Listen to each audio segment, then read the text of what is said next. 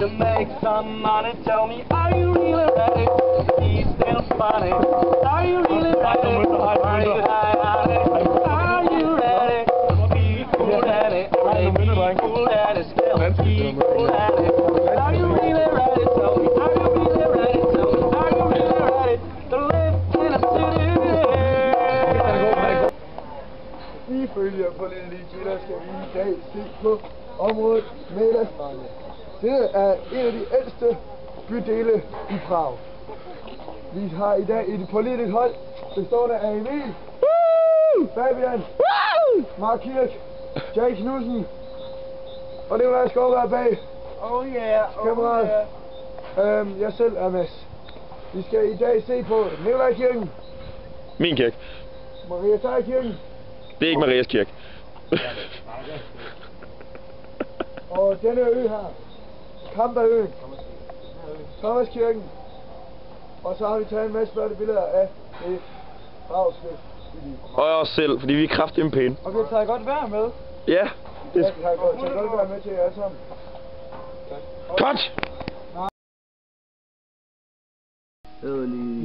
Der er nu vi sidder ved brønden i Thomas Kirken. Det er en super fed kirke.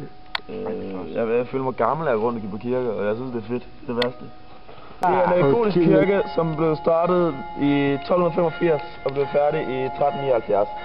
Det var en adelig kirke, der var mange af hoffolkene, som blev begravet herinde, og det havde meget med kejserne at gøre. I 1723 var der et lyn, der stod ned i kirken, hvor den så blev ombygget til i barokisk stil. Badabim, badabum.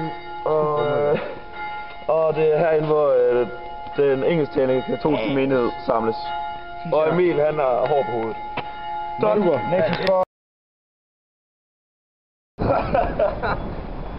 Vi står nu her foran Sankt Nikolaj Kirken. Og det er Nikolajs kirke, og vi er alle sammen blevet enige om, for den er skide flot. Det var en far og en søn, der var arkitekterne bag det her. De nåede aldrig nogensinde at se kirken færdig, så den har nok taget nogle del år at lave. I kan se her. Fabian og Emil vil meget gerne fortælle om søjlerne. Man skiller mellem 3 forskellige slags søjler. Ja. Altså vi har de ioniske, de doriske og de korintiske. Fortæl lige om, hvad det er for nogle vi har nu her. Det er de korintiske. Som du kan se øverst. Der er sådan noget udsmykning, det er sådan lidt nogle tit planter og sådan noget der. Hvor de andre er meget neutrale. Dem nede i Grækenland er fx meget neutrale, og det den klassiske dernede, og det her har vi i Tjekkiet i Prag, det vi ser her, er et godt eksempel på, hvordan det er rundt omkring i Prag, og det gælder lige om at skelne lidt mellem de 3 forskellige. Hvad er kirken, Nikolaj? Kirken, det er en kirke for... en kirke, det er et sted, hvor man går ind og siger, halleluja.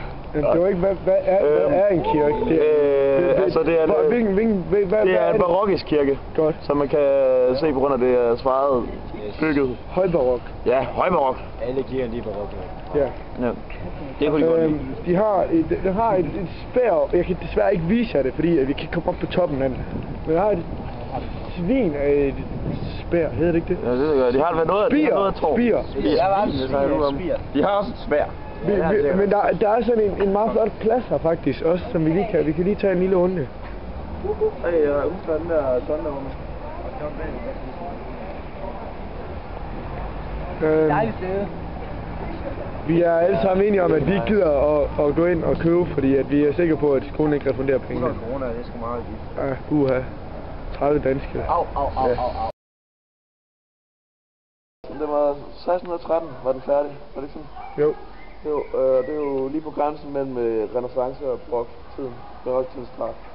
Så derfor, jeg vil sige, at det syner mere renæssance, men der er selvfølgelig også baroktræk i den. Den blev opført af den italienske arkitekt Giovanni Maria Filippi. Men efter slaget på Det Hvide Bjerg overdrog den katolske myndighed kirken til nogen, der hedder Karmeliterne, som ombyggede den og døbte den Sejrskirken på grund af sejren ved slaget ved Det Hvide Bjerg. Og det er jo også en kirke, som er utrolig smuk indeni.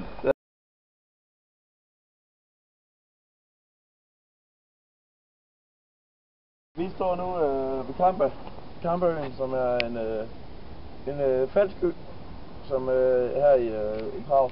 og er omgivet af en flod. En såkaldt djævlestrøm, som er opkaldt efter en djævelsk kvinde i 1800-tallet.